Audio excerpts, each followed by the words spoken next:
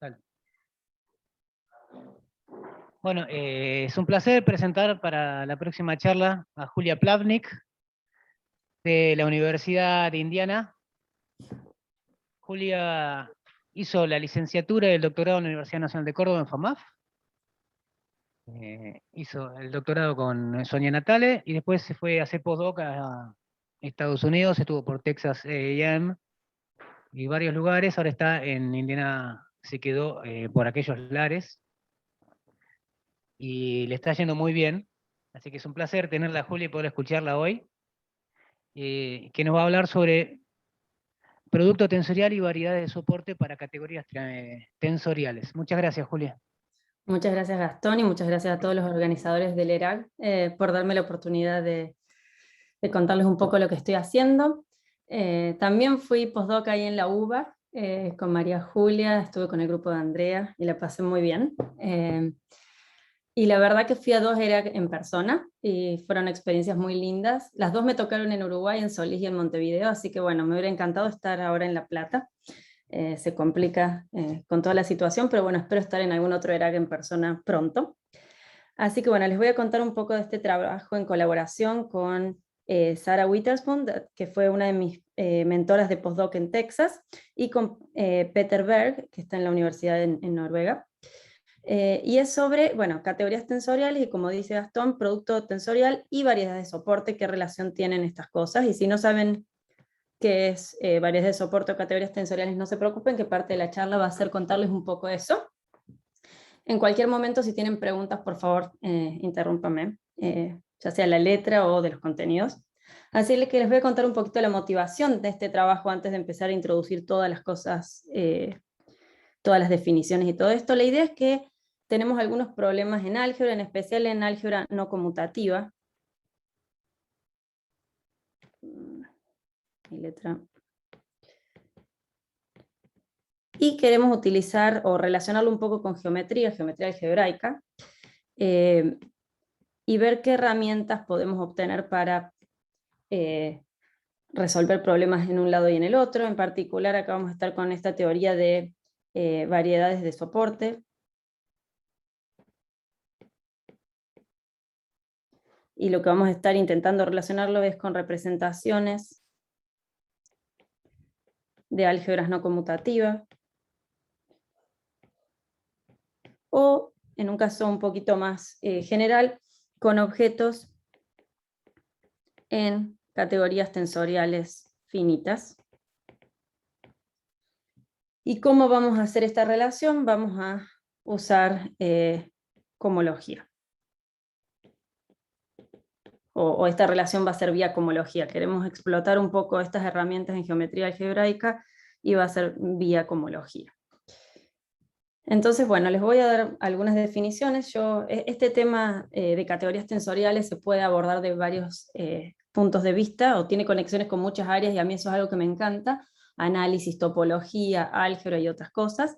Yo soy un algebrista de corazón y empecé con álgebras de Hopf, y así llegué al mundo de las categorías tensoriales. Entonces les voy a contar un poquito de álgebras de Hopf. Una álgebra de Hopf, o H es una álgebra de Hopf, sí. Y bueno, mejor antes de empezar voy a hacer voy a poner acá la hipótesis. Para mí, K va a ser siempre un cuerpo algebraicamente cerrado. Y dependiendo del contexto va a variar la característica, y les voy a contar un poco de eso. Pero bueno, muchas de las veces voy a estar en característica 0. Así que ahora empiezo de nuevo.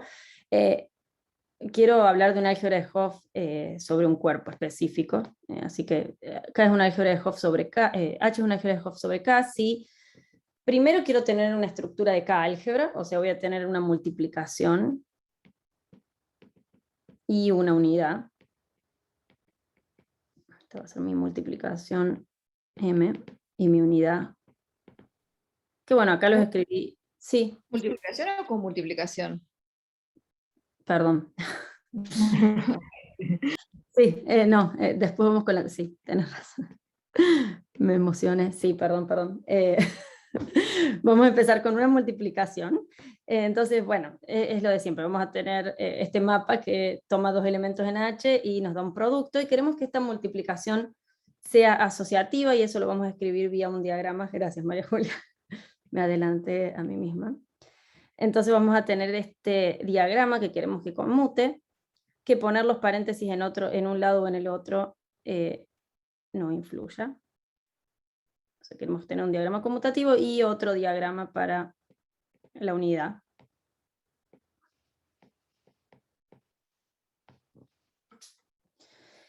Y como María Julia dijo, yo también quiero tener no solo una estructura de álgebra, quiero tener una estructura dual, que es una estructura de coálgebra. Entonces voy a tener mapas, y lo que voy a hacer es voy a dar vuelta a las flechas. Entonces mi unidad iba de H tensor H en H, ahora voy a tener una counidad que lo que hace es va en la dirección opuesta, o sea mi flecha ahora cambia, o sea que va a ir de H en H tensor H, y una comultiplicación que de nuevo va a cambiar el orden de esta flecha, entonces va a ir de H al cuerpo.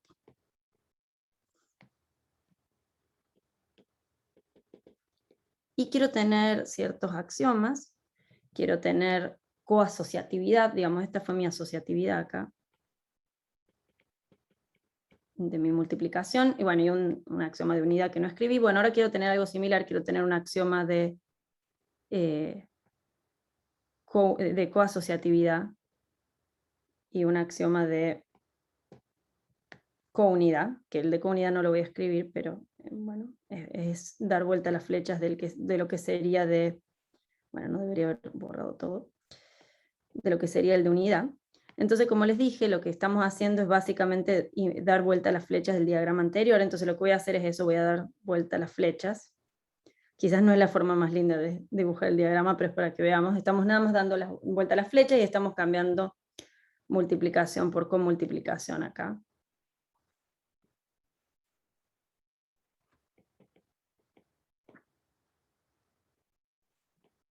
Y este es el diagrama que queremos que conmute, y esta es la coasociatividad. Y escribí muy grande y me quedé sin espacio, pero bueno. Y otro diagrama para la comunidad. Pero tenemos dos estructuras acá, tenemos estructura de álgebra y estructura de coálgebra. Entonces queremos realmente que estas estructuras sean compatibles. Cuando logramos que estas dos estructuras sean compatibles, lo que tenemos es algo que se llama una biálgebra. ¿Y cómo le pedimos que sean compatibles? Entonces queremos que esta nueva estructura que agregué acá, que es la de coálgebra, se porte bien con esta estructura que ya tengo. Entonces lo que voy a pedir es que mis mapas con multiplicación y counidad sean mapas de álgebras.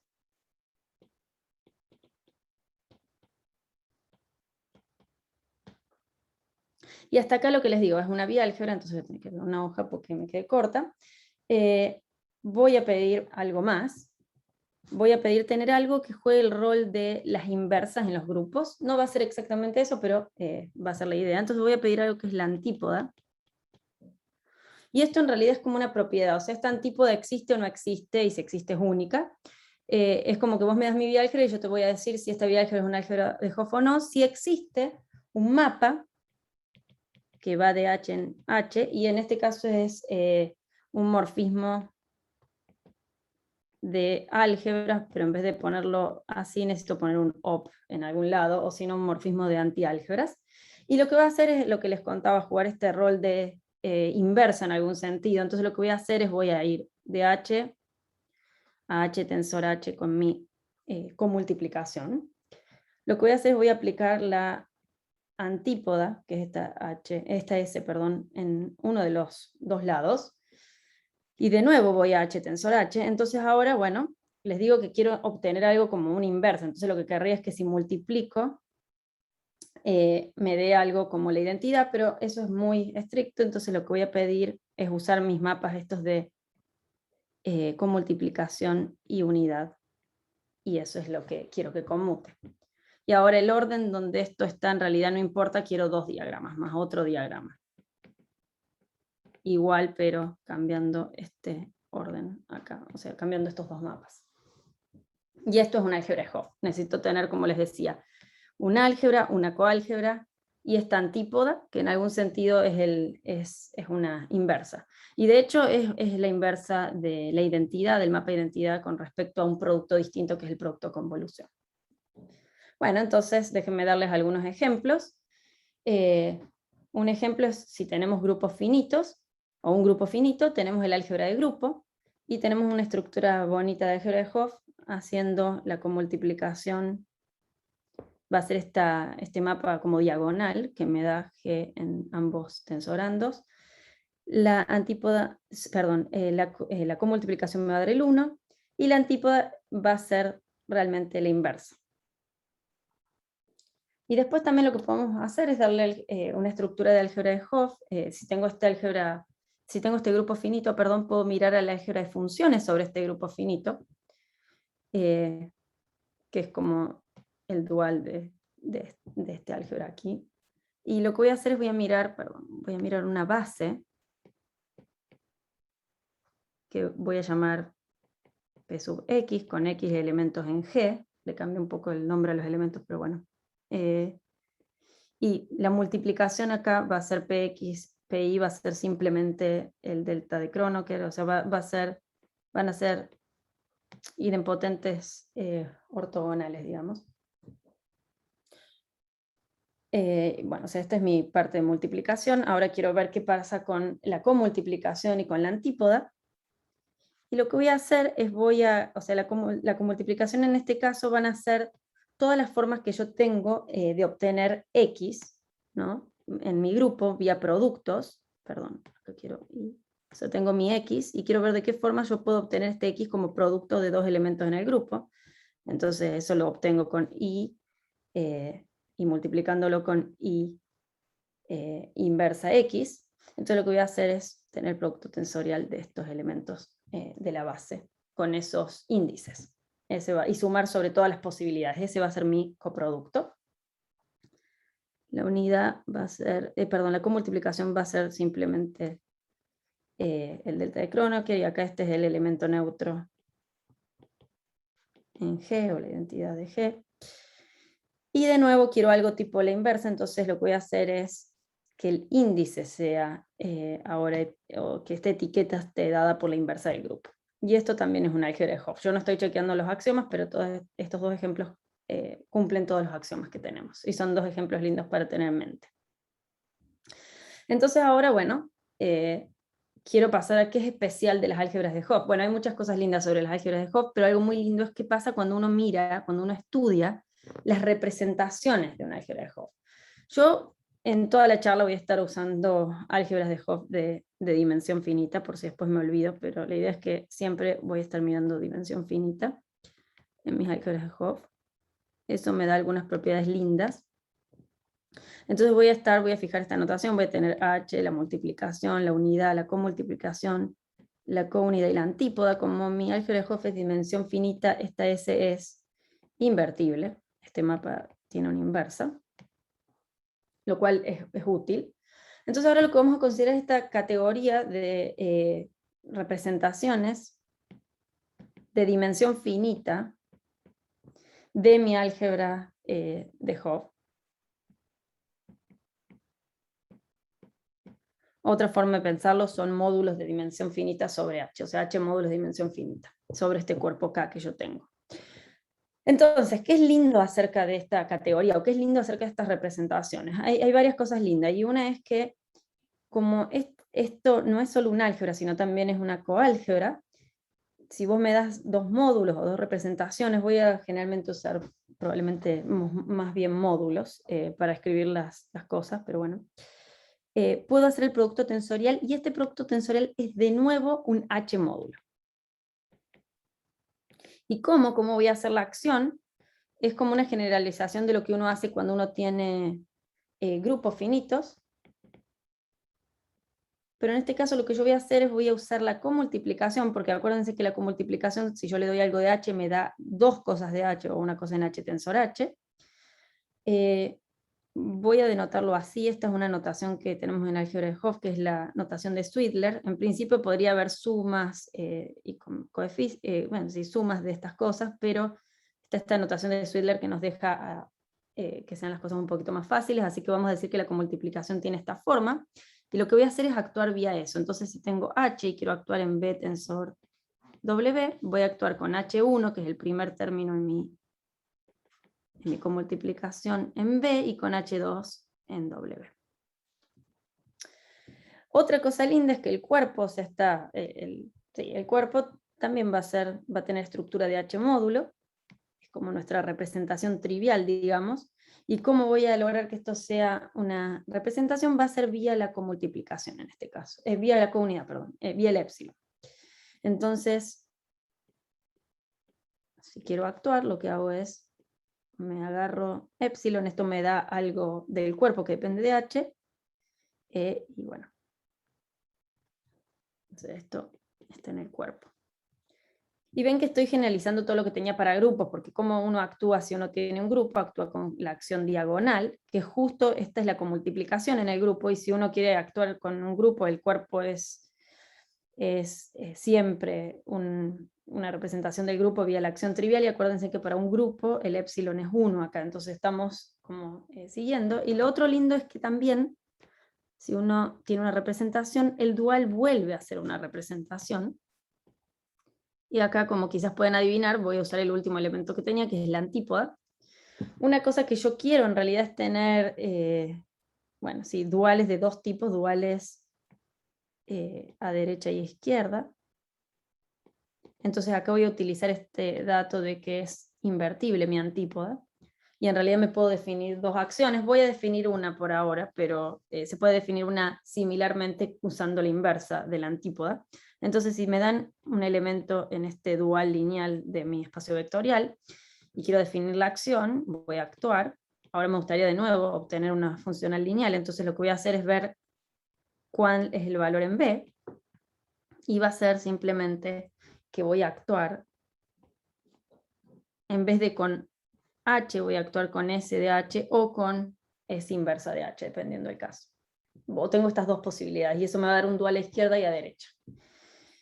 Que bueno, después les voy a explicar un poco más de eso. ¿Alguna pregunta por ahora? Hola, Julia. Hola. Perdón, te hago una pregunta muy básica. La pregunta es la estructura que vas a tener de B dual con S y S inversa va a ser distinta como módulo o pueden ser isomorfas? Pueden ser isomorfas, pero van a ser isomorfas generalmente cuando la categoría sea semisimple. Perdón, cuando el álgebra de Hopf sea semisimple. Ah, ok. Como semisimples, esos siempre son isomorfos. En general, y va a ser para el álgebra de Hopf, sí, solo sí. Ya. Va a depender un Gracias. poco de esto, de cómo son S y S inversa, y cuando S cuadrado es la identidad del álgebra de Hopf, va a ser semisimple. Ah, está bien, gracias. No hay problema. Gracias por la pregunta. ¿Tenías un comentario, Gastón? No, bueno. Entonces ahora lo que vamos a hacer es definir categorías tensoriales finitas, pero lo que vamos a hacer es tener en mente estos dos ejemplos que estábamos diciendo, RepG, o las representaciones del álgebra de grupo, las representaciones de un grupo finito, o este ejemplo que recién dijimos de álgebras de Hopf. Y básicamente lo que hacen estas categorías tensoriales finitas es quedarse con todas estas estructuras y propiedades lindas que tiene esta categoría de representaciones del álgebra de Hopf, y bueno, en general hay más ejemplos de categorías que tienen estas propiedades. Entonces, ¿qué es una categoría tensorial finita sobre mi cuerpo K? Como les dije, es una categoría con muchas estructuras y propiedades, pero vamos a mantener en mente lo que hicimos recién. Primero, lo primero que voy a querer es tener una categoría abeliana, o sea, quiero tener sumas directas, quiero tener un cero, quiero tener núcleos con núcleos, quiero tener sucesiones exactas en mi categoría. Todo esto es la estructura esta abeliana que voy a tener. Y K-lineal quiere decir que en general cuando yo miro una categoría, puedo mirar los morfismos entre objetos de mi categoría, y eso es un conjunto. En este caso yo voy a querer que sea un espacio vectorial sobre el cuerpo K este. Y acá es donde es bastante, o sea, acá es donde uno ve la importancia del cuerpo, en esta parte. Y pedirle algebraicamente cerrado tiene ciertas ventajas, que bueno, no creo que discuta, pero bueno, hace que esto sea más fácil de entender en ciertos casos. Lo otro que voy a pedir es esto de que sea monoidal, de que tengamos un producto tensorial. Entonces, mi categoría va a tener un producto tensorial. Y en categorías pedir que cosas sean iguales es muy restrictivo. Entonces, en vez de pedir que tengamos una asociatividad directa que me diga que yo puedo realmente cambiar los paréntesis y que obtengo algo igual, lo que voy a pedir es que haya isomorfismos que me permitan cambiar los paréntesis. Entonces, si yo pongo paréntesis en 3 objetos, no voy a pedir que esto sea igual a este otro objeto, sino que voy a pedir que sea isomorfo y voy a pedir que sea naturalmente isomorfo. Entonces voy a tener este morfismo A de asociatividad. Quiero tener esta como categorificación de la idea de un monoide, entonces quiero tener esto de que tener un producto asociativo, pero también quiero tener una unidad, un objeto unidad, y de nuevo, para decir que algo es un objeto unidad, es como que, ¿cómo es una unidad? Es que yo voy a tensoriar en cualquiera de los dos lados y eso no debería afectar, pero como no puedo pedir igualdad, porque de nuevo es muy restrictivo, voy a pedir que haya ciertos mapas L y R que hagan que este objeto sea una unidad a izquierda y una unidad a derecha. Esos son estos mapas. Y como no tengo igualdades, voy a necesitar pedir ciertas cosas, y para eso voy a tener 2 axiomas, que son axiomas del pentágono y del triángulo. Este axioma es relacionado con esta parte de pedir unidad, y el axioma del pentágono está relacionado con pedir coherencia para la asociatividad. Y lo que hacemos en este diagrama es, tenemos 5 vértices. Esos 5 vértices corresponden a que si uno toma 4 objetos en la categoría y los tensorea, hay 5 formas de poner paréntesis. Y lo que vamos a hacer es etiquetar estas, acá van a ver flechas que relacionan esto, con básicamente asociatividades o asociatividad tensor la identidad o inversa de la asociatividad. Y lo que este axioma dice es que, bueno, uno puede ir de distintas formas y obtener, perdón, acá debo haber puesto algo mal, pero bueno, y obtener lo mismo. O sea, da una coherencia en cómo uno puede cambiar los paréntesis. Entonces acá ya tenemos el producto tensorial. Esto es lo que veníamos teniendo acá con la comultiplicación, y este objeto unidad es el cuerpo con esta representación trivial que yo les decía, con la counidad. Eso es lo que está pasando en el lado de álgebras de Hopf. Ahora rígido. Rígido tiene que ver con esto de que existan duales. Entonces lo que voy a querer es que existan objetos duales para cada objeto en la categoría. Y de nuevo, acá voy a necesitar pedir derecha e izquierda. Duales a derecha y izquierda, y en general lo que hago es poner el dual en el otro lado. ¿Y por qué esto importa? Porque en realidad un dual en una categoría no es simplemente un objeto, es un objeto que viene con 2 mapas, uno que se llama evaluación, que hace más o menos lo que uno esperaría de la evaluación en espacios vectoriales, que es que uno toma o sea que uno hace el producto tensorial de este dual y el objeto, y tiene un mapa que lo manda a la unidad, que es básicamente esta idea de evaluar. Y tiene otro mapa, estos son mapas en la categoría, son morfismos en la categoría, que le llamamos coevaluación, y que va en la dirección medio opuesta, pero también hay un cambio en el lado. Y se satisfacen ciertos axiomas que se llaman axiomas del zigzag, que básicamente la idea es la siguiente: si uno empieza con un objeto X, y acá uno tiene que imaginar, yo acá voy a tomarme un atrevimiento de que todo esto sea trivial, sean triviales, o sea que la categoría sea estricta como para que anotemos menos cosas, pero la idea es que me puedo construir perdón, lo hice al revés, un X tensor X dual, por ejemplo, a la izquierda, o sea, usando mi mapa coevaluación. O sea que estoy usando la coevaluación tensor la identidad. Y como les digo, estoy abusando la notación porque acá debería haber introducido el 1, pero como asumí que esto era trivial, bueno, lo estoy evitando. Y entonces ahora que tengo esto, en realidad, yo es como que introduje este pedazo. Entonces ahora puedo usar esto. Voy a usar la identidad con la evaluación. Y voy a llegar a X. Y lo que uno pide, o lo que este axioma pide, es que esto sea la identidad de X. De nuevo, si uno tiene esto no trivial, tiene que incluir estas cosas, porque como ven yo no puse paréntesis, que en general voy a poner, pero bueno. Y hay otro axioma similar, pero poniendo duales, y esto, bueno, queda al revés, queda de otro lado, pero bueno. Hay 2 axiomas de estos del zigzag. Y gráficamente uno dibuja cosas así. Hay una idea de cálculo gráfico que uno puede usar. Lo otro que voy a pedir, y esto nada más tiene que ver con esta parte abeliana, estas dos últimas condiciones solamente tienen que ver con la parte abeliana de mi categoría, es que este objeto distinguido que yo tengo acá sea un simple en mi categoría abeliana. O sea, voy a pedir que no tenga ningún subobjeto no trivial. Y les decía, como estoy en un cuerpo lindo, esto va a hacer que cuando yo mire los endomorfismos, esto sea simplemente una copia del cuerpo. Y es porque estoy en algebraicamente cerrado y tenemos un lema de Schur en estas categorías abelianas. Y que la categoría abeliana sea finita quiere decir varias cosas, y déjenme que les diga, es que tengamos suficientes proyectivos. Tenemos la noción de objetos proyectivos en esta categoría, y lo que vamos a pedir es que todo objeto tenga una cubierta proyectiva, que los objetos tengan longitud finita, que estos espacios vectoriales acá de morfismos, estos home, sean de hecho de dimensión finita, y que haya solo una cantidad finita de simples, salvo isomorfismos. Siempre todo voy a pedir los salvo isomorfismos. Entonces esto es una categoría tensorial finita. Si además le pido que la categoría sea semisimple, otra condición acá abeliana, la categoría se llama de fusión.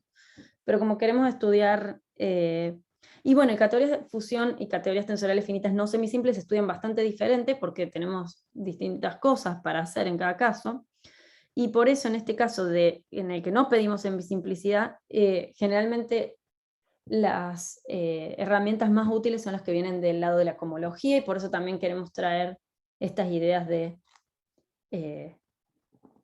soporte que fueron útiles en otros contextos no semisimples. Entonces, ¿qué preguntas motivadoras tenemos hoy, o cuáles son las preguntas que vamos a mirar? Vamos a empezar con un álgebra de Hopf de dimensión finita, y vamos a agarrar dos representaciones. Entonces, una de las preguntas es, ¿qué hipótesis necesitamos poner en nuestra álgebra de Hopf, ya sean necesarias o suficientes, para asegurar que si yo empiezo con estos dos módulos, y que el producto tensorial es proyectivo, esto va a pasar sí solo si el producto en el otro orden es también proyectivo.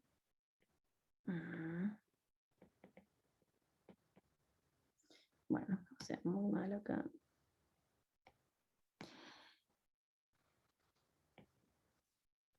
Después, en principio, uno puede hacer el producto tensorial de n varias veces y preguntarse si esto no es proyectivo, y ver cuándo eso pasa si yo empiezo con m no proyectivo. Y la última pregunta, que está relacionada con esto del título del producto tensorial y variedades de soporte, es porque una pregunta interesante es pensar cuál es la variedad de soporte del producto tensorial de dos objetos, y preguntarse si es la intersección de las variedades de M y N. Y vamos a preguntarnos las mismas cosas, preguntas similares, para una categoría C, categoría tensorial finita. Todo esto tiene el mismo sentido, podemos hablar de los objetos proyectivos y del producto tensorial de los objetos, entonces vamos a hacernos las mismas preguntas para categorías tensoriales finitas.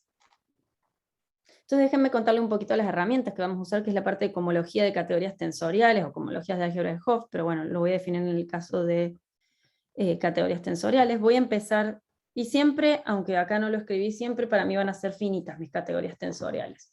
Después les voy a aclarar un poquito por qué necesito la finitud un poco, pero sí, yo voy a estar siempre en cosas más bien finitas. Voy a pedir estas cosas de tener solo una cantidad finita de simples, algo isomorfismo, espacios vectoriales de dimensión finita para los morfismos, tener cubiertas proyectivas va a ser importante y cosas así. Entonces voy a empezar con dos objetos, y algo que podemos estudiar es el ext, y esto va a ser simplemente las clases de equivalencia de n extensiones de x por y, que quiere decir esto. Esto para mí van a ser sucesiones exactas en donde voy a empezar con y voy a tener n términos en el medio, y voy a llegar a x.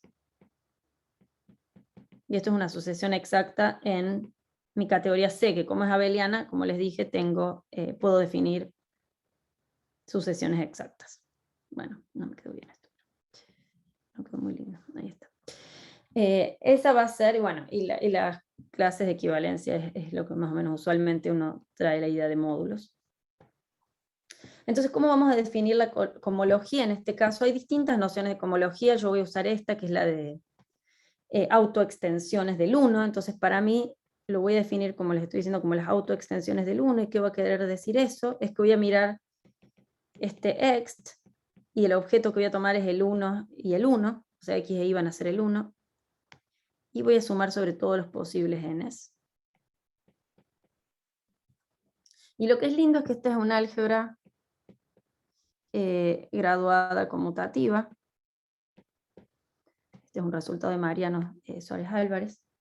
¿Y con qué estructura, o cómo logramos que esto sea un álgebra? Lo que vamos a hacer es, vamos a usar el producto de Ioneda. Entonces, si tenemos dos extensiones de este tipo, imagínense que acá tengo un 1 y un 1, es como que las voy a pegar, me voy a olvidar de uno de los unos y las voy a pegar a estas extensiones. Eso es lo que vamos a hacer. Y a la vez, vamos a definir estas h de x para cualquier objeto x. ¿Y cómo lo vamos a definir? Vamos a usar extensiones, pero ahora también autoextensiones voy a estar mirando. O sea, acá lo que voy a estar haciendo es ver las autoextensiones del 1, ahora lo voy a definir más en general. Lo definimos de la misma forma.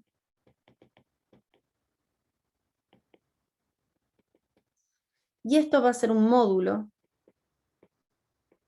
sobre mi cohomología.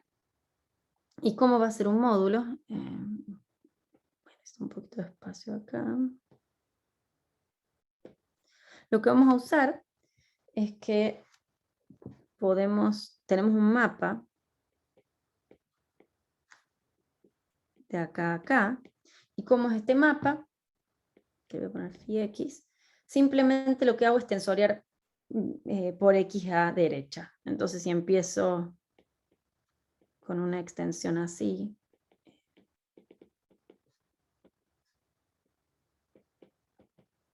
y tensoreo, voy a terminar con una extensión del tipo de las que quiero para el próximo, para x. Y tensorial por x es exacto, entonces estamos bien. Preservamos exactitud. Tensorial por x es exacto en nuestra categoría. Entonces en esta forma vamos a darle una estructura de módulo.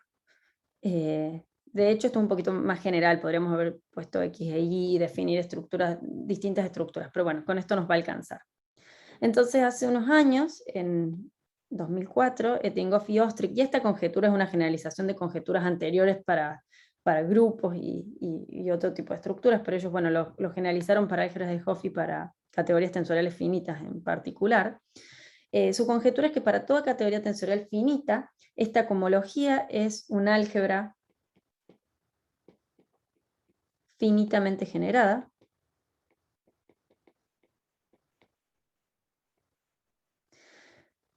y nuestro módulo va a ser también finitamente generado.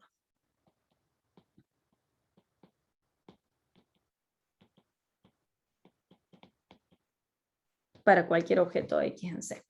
Esta es la conjetura, bueno, también la hicieron para álgebras de Hopf y después, bueno, para categorías tensoriales. ¿Por qué voy a hablar un poquito de la historia de esta conjetura que está en característica P y en característica 0? Y le puse distintos colores como para contarles, yo sé que tengo mucho escrito en esto, pero no se preocupen, es nada más para tener una idea. Les hablo de esta conjetura porque para definir la teoría de soporte va a ser importante la conjetura, por eso les quería mencionar un poquito qué se sabe. Esta conjetura viene de hace mucho, incluso acá yo no escribí el caso de grupos, que también fue probado por Carlson y otra gente. Entonces, en los 80, Friedlander y Parshall probaron esta conjetura para álgebras envolventes restringidas, y esto es en característica positiva.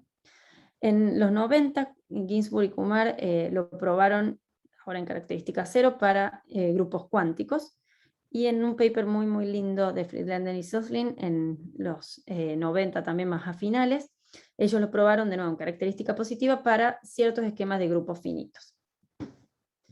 Bastantes años después, como pueden ver, Masnak, Petsova, Schauenburg y Sarah Witherspoon probaron que la mayoría de las álgebras de Hopf punteadas con grupos de, bueno, de group likes abelianos son de tipo finito, y después hay, hay más resultados al respecto más nuevos del año pasado, que después les cuento, pero generalizando algunas cosas de acá.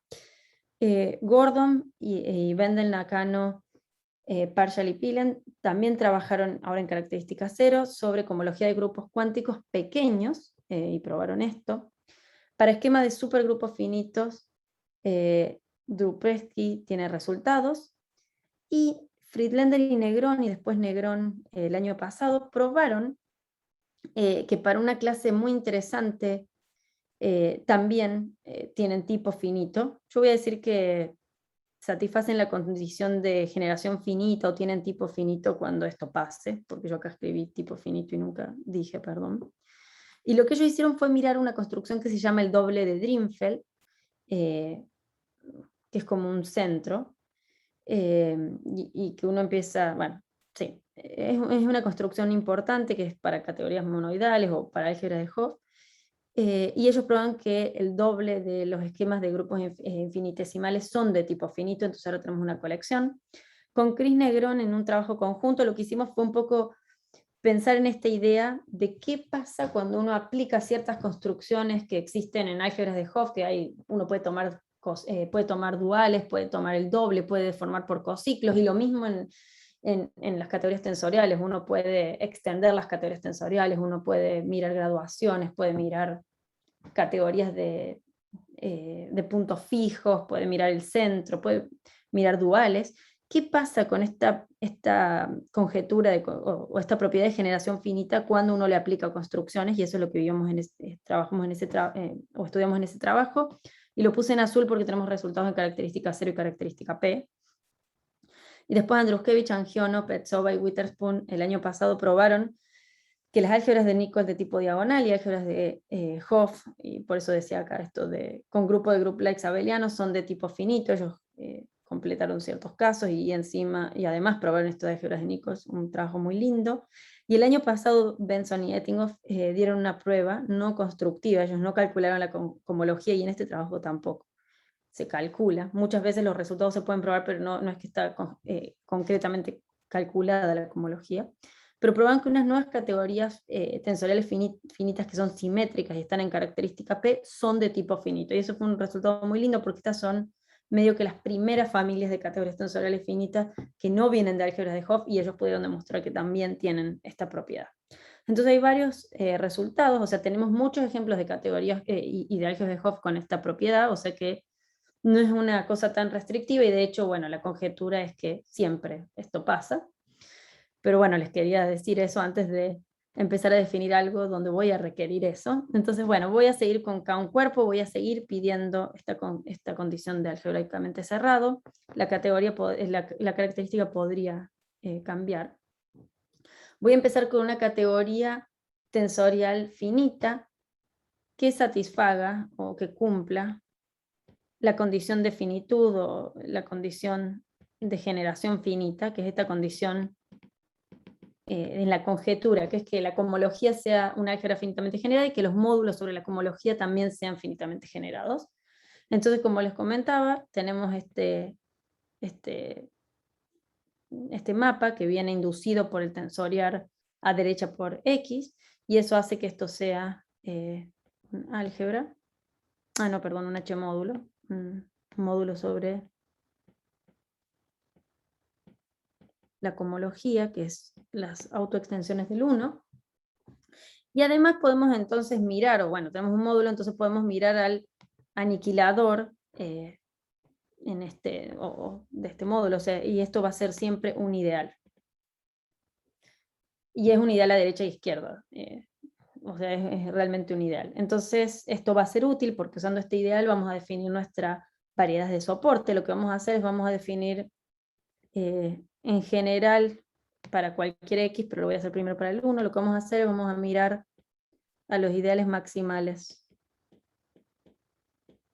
acá, y lo que voy a hacer para X es mirar algo parecido, pero del cociente con este ideal que les comentaba antes, que es el aniquilador de esta acción para este módulo. Estas van a ser nuestras variedades de soporte que vamos a estudiar. Entonces quiero hacer algunos comentarios antes de decirles los resultados. Primero, ¿por qué pido esta hipótesis de generación finita? En principio acá no hay una razón. Yo puedo definir las variedades de soporte incluso sin pedir esto. Pero bueno, en la próxima filmina que les muestre, les voy a mostrar propiedades. Y las propiedades que no son tan inocentes, las propiedades que realmente te dicen cosas interesantes sobre la categoría, sobre la estructura de la categoría, sobre los objetos, las propiedades de los objetos realmente necesitan esta hipótesis de generación finita. Entonces esto no es necesario. Y les puedo comentar después para las propiedades básicas, pero sí es necesario para la información cosmológica.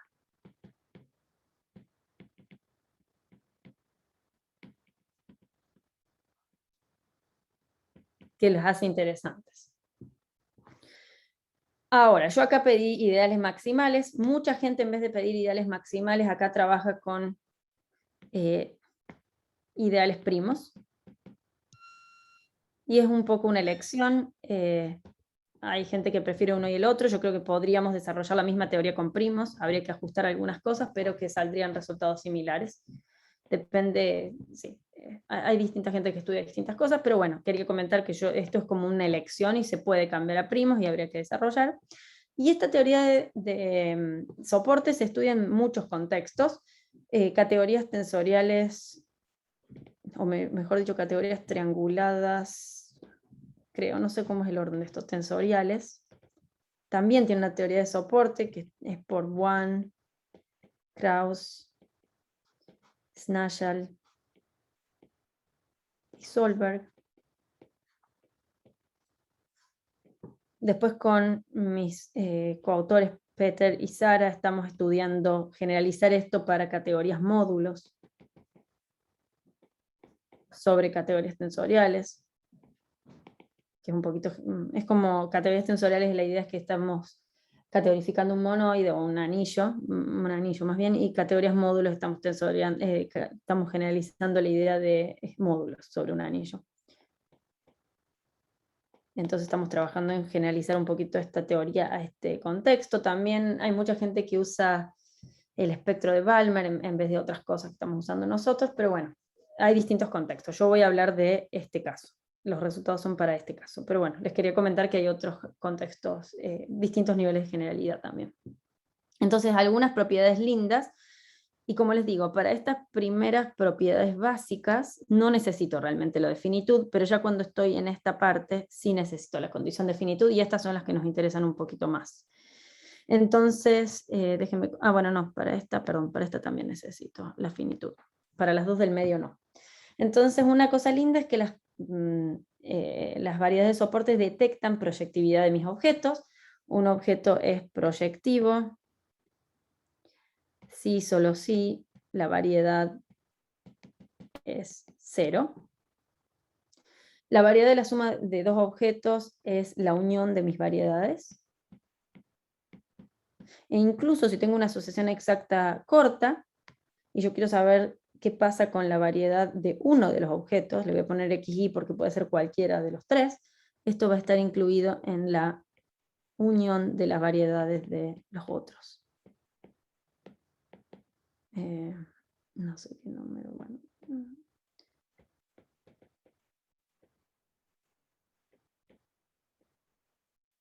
Perdón, igual acá.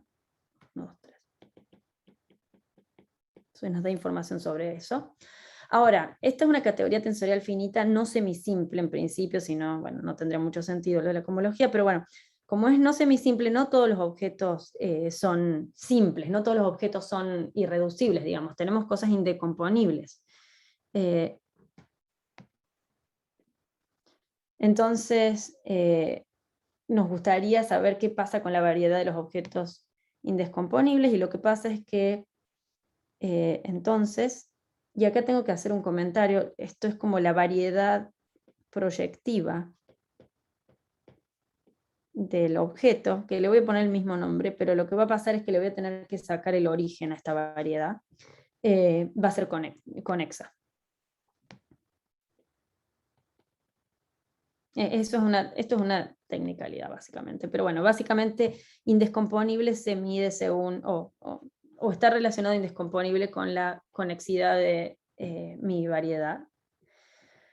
Y la otra pregunta es, bueno, acá tenemos la estructura abeliana. ¿Qué pasa con la estructura monoidal? ¿Cómo se porta la estructura monoidal con respecto a esto de las variedades? Y lo que pasa es que la estructura, la variedad del producto tensorial está incluida en la variedad del primer factor, factor en mi producto tensorial. Entonces, si la categoría es trenzada, que lo único que quiere decir que sea trenzada es que mi producto tensorial es conmutativo de una manera coherente con mi asociatividad y estas cosas, o sea, es no solamente que esto sea igual a I tensor X, pero de hecho a nosotros nos alcanzaría con eso para esta parte, o sea, trenzado estoy pidiendo de más acá. Realmente podría pedir algo menor, podría pedir que el anillo de Grothendieck sea conmutativo, básicamente, o sea, a nivel de las reglas de fusión, no me importa la otra coherencia, pero bueno, si tengo conmutatividad de las reglas de fusión o del producto tensorial, esto ahora me queda incluido en la intersección. Porque como esto es igual o es isomorfo a esto, ahora me queda también incluida acá. En general esto no vale, hay contraejemplos. Entonces en este caso, bueno, tenemos esto. Entonces justamente la propiedad que queremos saber es cuándo esto es igual a la intersección. Les cuento que a veces está incluido y que no siempre es verdad. Entonces lo que probamos con Peter y Sara es que esto es verdad para algunos objetos especiales que uno puede construirse en su... verdadero. Para algunos objetos especiales que nos podemos construir en nuestra categoría, que se llaman, y esto es una generalización de unos objetos lindos que hay en la categoría de representaciones de grupos, que se llaman los objetos de Carson.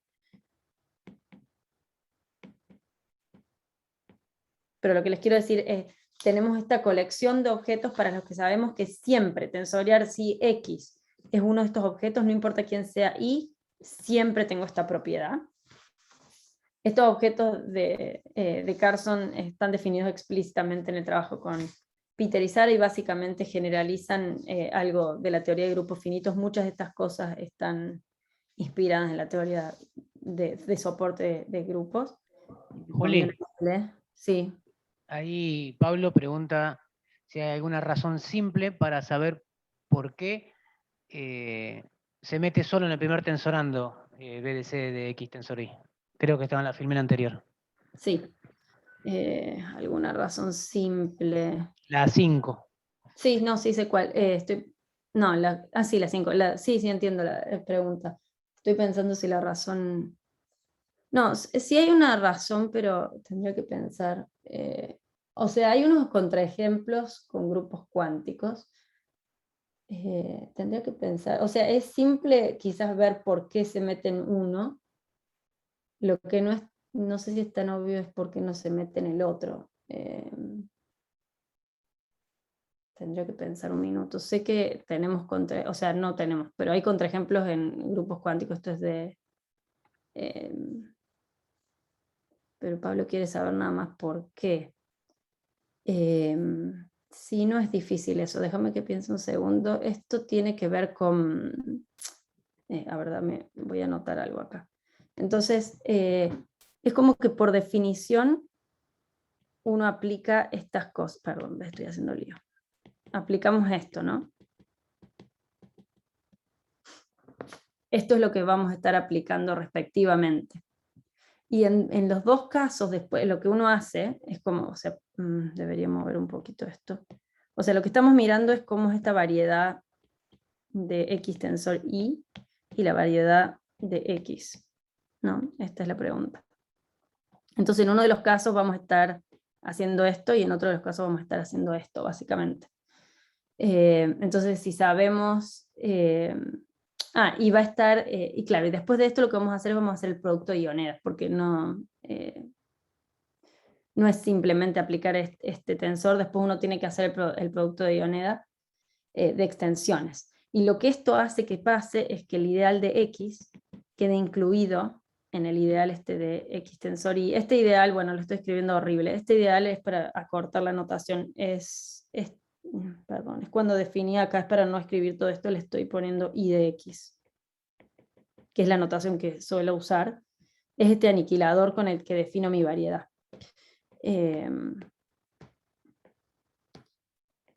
Entonces, uno quiere ver las variedades, ¿no? Entonces tenés que ver qué pasa con este ideal y comparar qué pasa con el ideal del producto tensorial. Y lo que pasa es que bueno, en un caso voy a estar tensionando por X, en el otro XY me queda esta relación, bueno, y después lo del producto de Dionedas, y me queda esta relación con los ideales. Entonces cuando hago el cociente, me queda esta relación, pero no queda la relación con I directamente.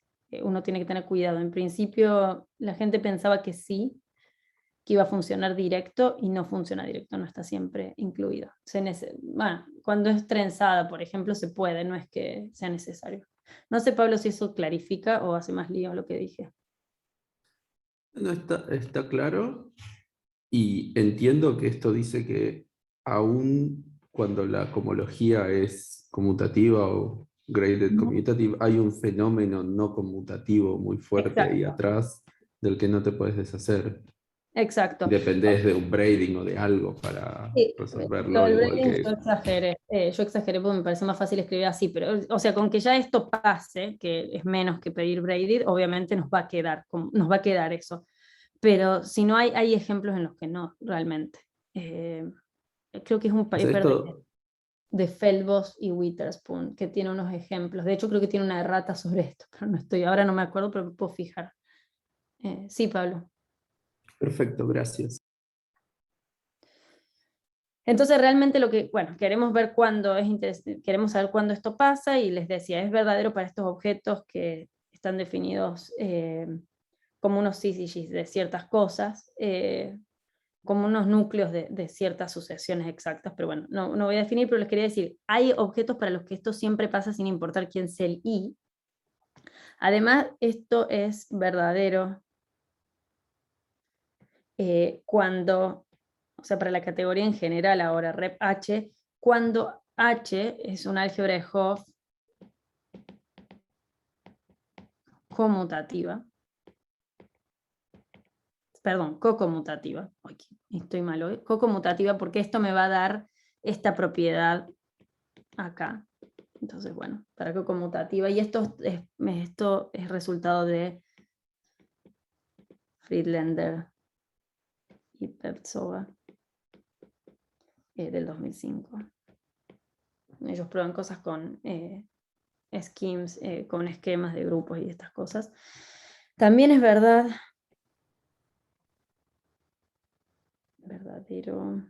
bueno, para algunos grupos cuánticos. Y esto es trabajo. Juli, Decime eso si- debe valer, si vale para categorías trenzadas, debe valer para cualquier álgebra de Hopf cuasi triangular. Sí, exacto. Para cualquier álgebra de Hopf cuasi triangular. No, pero no, Gastón, perdón, te contesté algo mal. No, lo que vale para cualquier trenzada es esto, mira, es una inclusión. O sea, para cualquier cuasi triangular es una inclusión, pero yo acá estoy pidiendo más, estoy pidiendo la igualdad. Con trenza inversible. No sé. Bueno, perdón. Necesito pensar, no sé, pero no, porque la trenza sí, no, la trenza es un isomorfismo siempre. No, o sea, en realidad la gente quisiera saber si es verdad para cualquier trenzada, pero no sabemos. O sea, no sabemos eso.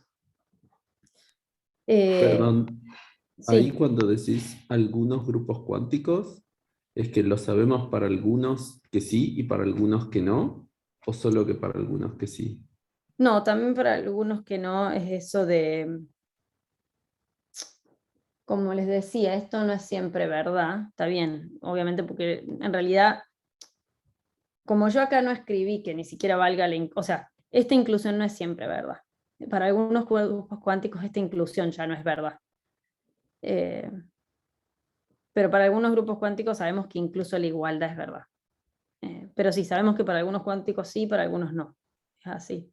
De hecho, yo ahora les voy a escribir que, bueno, sí, ahora voy a escribir esto. Hay trabajos de mucha gente en este tema. No escribí el año, pero los 2 trabajos son del 2000 paper, Negrón, que no lleva acento, ay Dios mío. Negrón y Petsova, y después Nakano, Bayao y Akimov tienen en el 2020 los 2 papers sobre ciertos grupos cuánticos donde esto se cumple, y creo que Negrón y Petsova tienen más papers nuevos.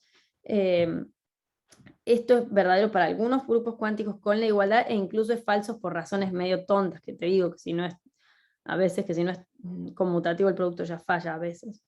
Y es en algunos grupos cuánticos, y esos son resultados de Sara, Witherspoon y creo que Felbos. Y después es falso, como les digo, si C es nuestra ensada, y también tenemos ejemplos con Sara. Hay ejemplos para medio que viniendo de grupos y álgebras de Hopf en característica P. Estos son del 2014. Esto es en característica positiva. Y con Sara tenemos ejemplos en característica 0, después del 2016. Bueno, ya puse mal esto. Característica 0. Y algunas generalizaciones. También tenemos algunas en característica P, pero lo interesante fue que metiendo ciertas álgebras de Hopf no semisimples relacionadas con Taft y cosas así, obtuvimos en característica 0 algunos ejemplos. Entonces nada más, no sé, capaz que ya me fui de tiempo, Gastón, decime, tengo 2 cosas más para decir, y si no puedo cortar ahí, pero vos decime, ¿cómo están ustedes? No, dale, porque empezamos un poco más tarde, creo. Bueno, Dale. es cortito lo que les voy a decir, nada más les quería contar que, por ejemplo, de estos ejemplos que les contaba con Sara, por ejemplo, si tenemos una álgebra de dimensión finita y un grupo finito, este grupo necesito que actúe actuando por automorfismos de Hopf, de álgebras de Hopf, en A. Me puedo construir una nueva álgebra de Hopf. Esta es una construcción de Molnar y se llama coproducto Smash, que lo que hace es que, como álgebra es simplemente A tensor esto, K de G, y lo que hace, y por eso se llama coproducto Smash, es que como coálgebra es la idea de un producto semidirecto usando esta acción acá. O sea, lo que vamos a hacer es deformar la comultiplicación en esta segunda parte, usando la acción. Eso vamos a hacer básicamente. Es tipo un producto semidirecto, pero en el coproducto. Y lo que eso hace es darnos ejemplos. Es que si tenemos A y G así, entonces, y además A, voy a pedir que tenga esta condición de generación finita, entonces K también tiene la condición de generación finita, que acuérdense que la necesito para poder mirar cosas interesantes de mi producto tensor, de mis variedades de soportes. Entonces son teoremas con Sara, del paper de 2016, y lo que tiene de lindo es que si yo empiezo con una álgebra de Hopf no semisimple de dimensión finita, para la cual se satisfacen tanto la condición de generación finita como la propiedad del producto tensorial, o sea que se cumple esta igualdad que le estaba diciendo, me puedo siempre construir un álgebra de Hopf que la contenga y para la cual ya no se cumple. Y en este caso lo que hago es este coproducto Smash. ¿Y cuál es la acción acá en Z, de Z2? Es simplemente actúa en H tensor H con el flip. O sea, doy vuelta a los del producto tensorial. O sea, si tengo B tensor o H1 tensor H2 y quiero actuar con el objeto o con el elemento generador de Z2, me los va a cambiar de orden nada más. Entonces, en este caso, K no tiene, o no satisfacen, mejor dicho, la condición del producto tensorial esta, o sea, va a fallar esta condición para acá. Y acá yo escribí C porque estaba acostumbrada a escribir categorías y es el H, perdón. Aunque H la tenga.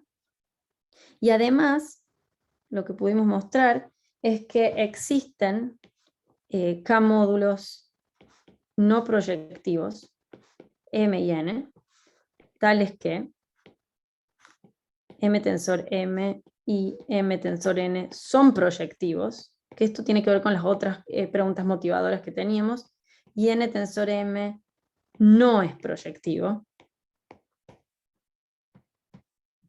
O sea que todas las cosas que estábamos preguntando andan mal, básicamente. Y aunque no lo escribí así, todo esto se generaliza para categorías tensoriales. Puedo hacer exactamente lo mismo. Si acá empiezo con una categoría tensorial no semisimple, me puedo construir una categoría D usando básicamente la misma idea. Y bueno, ahora iba a poner unas preguntas, pero no importa. Lo que les iba a decir de preguntas abiertas es nada más que esto, por ejemplo, es siempre verdad para una categoría tensorial trenzada que se cumple esta propiedad, que satisface la condición de finitud, que se cumple esta propiedad del producto tensorial o no. Para categorías simétricas, la conjetura es que sí. Nosotros con Sara y Peter estamos trabajando en el caso de característica cero, que es más fácil, y sé que Ettinghoff, Bashau y alguna otra gente está trabajando en el característica P, que es un poco más abierto porque pueden pasar cosas, puedes tener más ejemplos de categorías, pero bueno, ellos están optimistas de que para esos casos es verdad la condición de finitud e incluso la condición está del producto tensorial. Pero bueno, muchas gracias por la atención y perdón que me pasé de tiempo.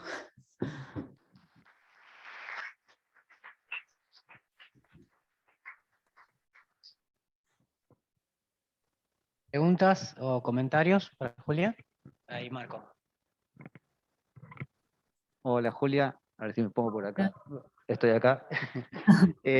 Una pregunta.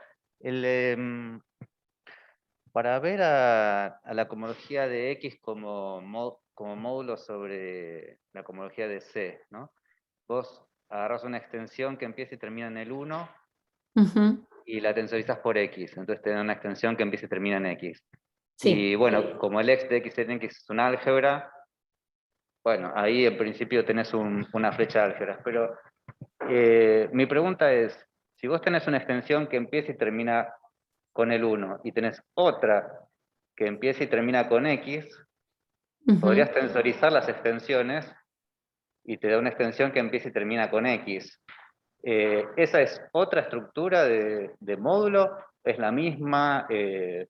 ¿Por qué una y no la otra? ¿Hay una relación entre...? No O sea, estoy segura, pero... yo lo primero que se me ocurrió es, bueno, justamente como tensorizás extensión, o sea, tensorizar una extensión con otra, hacer como el mismo producto tensorial que tienes en la categoría, hacerla para extensiones, ¿no? O sea, como... Supongo que está bien. Necesitaría pensar un segundo qué pasa con la exactitud. Supongo que todo va a quedar exacto. Porque en esta forma es bastante gratis que... Permiso, no me acuerdo dónde estoy. Ya, estás asumiendo que tensorizar sobre K es exacto, ¿no? ¿O no? Si no, bueno, ya tensorizar con X se te rompe, ¿no? No, lo que pasa es que tensorizar con X sí es exacto. O que valga un Kunet. O sea, el producto tensorial es exacto. Es biexacto. Pero estoy pensando, o sea, acá, si yo tensoreo todo por X, Claro, porque sí, gratis, claro. me queda todo, bueno, no lo estoy haciendo mal, lo estoy No, haciendo. no, siempre, siempre.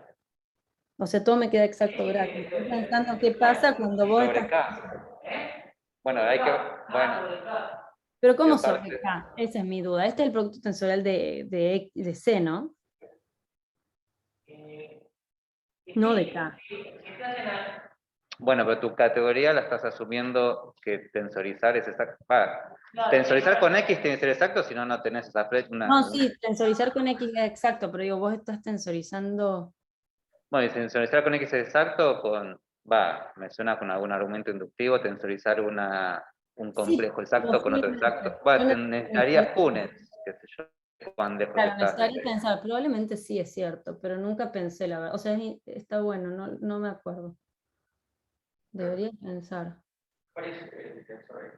O sea, esto gratis lo veo que es exacto. Es Lo el otro, tensor de tu probablemente categoría. tenés razón. Si haces la categoría, me tenés que pedir que te aceptase. Claro. Entonces, por sobre Sí, yo podría. Claro. Yo creo que sí debe ser. Claro, si vos podrás hacer una categoría cualquiera, No, no es cierto. que esto por potencial le tenés que pedir Claro, que sea pieza. No escuché lo que dijiste, Gastón, perdón. No, están discutiendo QNET o no QNET. ¿Y qué concluyeron? No me acuerdo yo, la verdad. Pasa que si el ejemplo son módulos sobre una álgebra de Hopf, sí, te enfrentas sobre un cuerpo, ¿no? Sí. Ujú. Pero en principio no está claro que sean la misma cosa, digamos, ¿no? No quiero decir que no está claro, es que yo no estoy segura. Ok, O sea, capaz que si le preguntas a Sara, ella te responda inmediatamente, la verdad. Tengo que pensar yo. No me acuerdo. No estoy segura. Pero sí, estaría bueno saber si es lo mismo. Y debería pensarlo en porque general. después la estructura, porque ahí Capaz que sí. cae en el centro o sea, ¿es central ese mapa de phi que vos pusiste?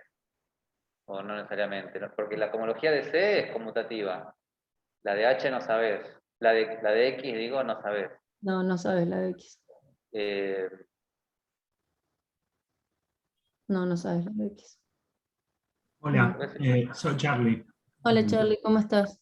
Sí, es central y se factoriza por la cohomología de Hochschild de C. Y para mí lo que vos estás describiendo ahí es un mapa de álgebras Sí, es un y lo mapa. que dice Marco es multiplicar, lo podés hacer tanto izquierda o derecha y te va a dar la Sí, lo puedo hacer estructura, de los dos lados, sí. te va a dar o multiplicar a Sí. izquierda o multiplicar a derecha.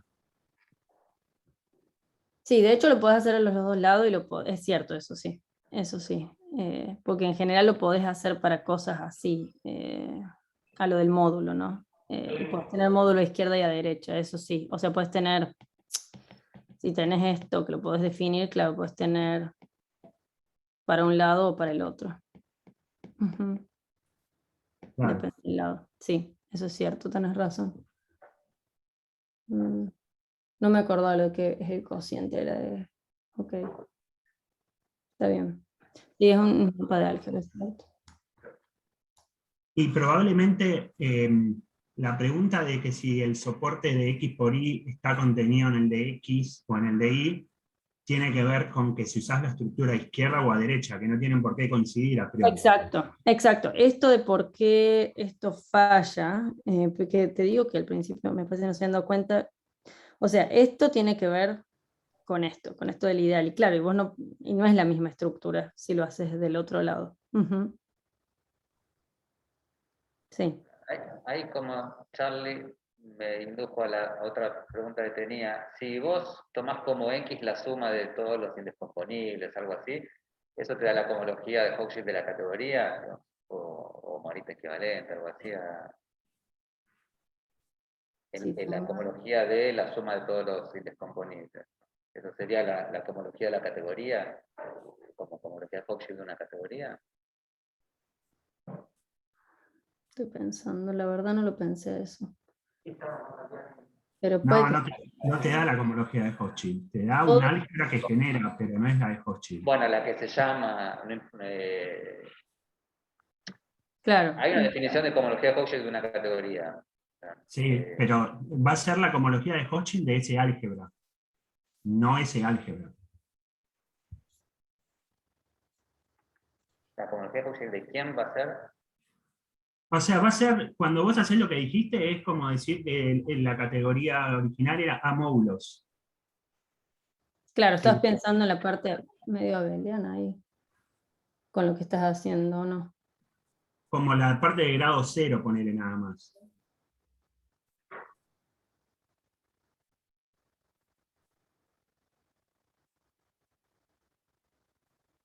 Porque también la pregunta relacionada es si ahí tenés un morfismo de álgebras de la cohomología de C en la cohomología de X. Si esa flecha se parte o no, ¿no? Porque en caso de Hochschild, como tenés la cohomología de Hochschild de una álgebra de Hopf a coeficientes en sí misma, contiene como un factor a la cohomología de Hochschild a coeficientes triviales, que sería la cohomología de C, digamos, en tu notación. Y esta flecha, hay una flecha por un lado, para un lado y para el otro, ¿no? Hay una con un epsilon y hay otra, eso se parte.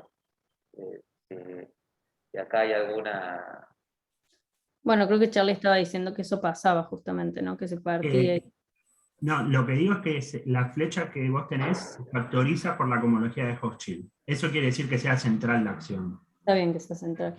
Y me parece que el hecho que se parta debe ser parecido a que tenga soporte 0, así que no se debe partir. O sea, El soporte cero es que sea... Sí, no. yo tenía una pregunta relacionada a eso, que ¿podés volver a la slide que tenía 5 propiedades de soporte? Déjeme que piense, sí. Para este lado. Acá. Sí. Eso, de 1 y 3 te sale que si vos tenés un objeto que tiene una resolución proyectiva finita, el soporte es 0, ¿no? Sí. O es trivial. Ujú. ¿Y la vuelta vale o no? ¿Tenés idea? No pensé, la verdad. Pero... yo diría que no, pero tendría que pensarlo, la verdad. Así de una pensaría como que no.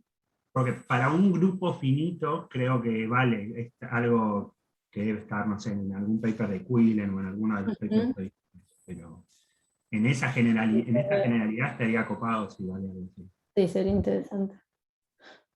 Un comentario, antes que me olvide, volviendo a lo de Marcos, es que estas variedades que yo definí acá, si pensás en el nivel Hopf, es como que estás usando la cohomología de Hopf, ¿no? Y hay variedades de soportes usando cohomología de Hochschild también, y son un poco distintas las cosas que uno puede hacer, pero bueno, algunos resultados valen igual, o sea, pero no estoy 100% segura de la...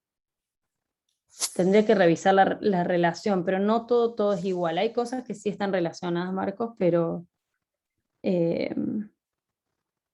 hay cosas que sí cambian según qué tipo de soporte sí, de variedades mires según el tipo de cohomología que elijas.